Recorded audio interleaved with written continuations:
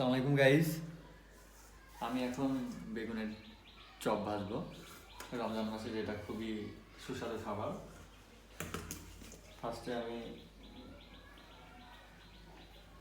বেসনের মধ্যে দিয়ে দিব, রাইট।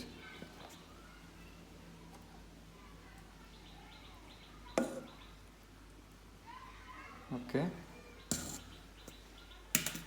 এখন আমি গ্যাসটা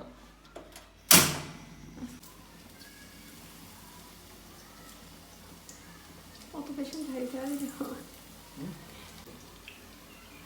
কাছে নিয়ে আসে, বলতে কাছে নিয়ে আসে। আমি বেসন একটু দিয়ে দিই করে আর সাইডে দেও যদি থাকে। আমার বলে দেওয়া জামা একটা, আমার স্বামী একটা জামা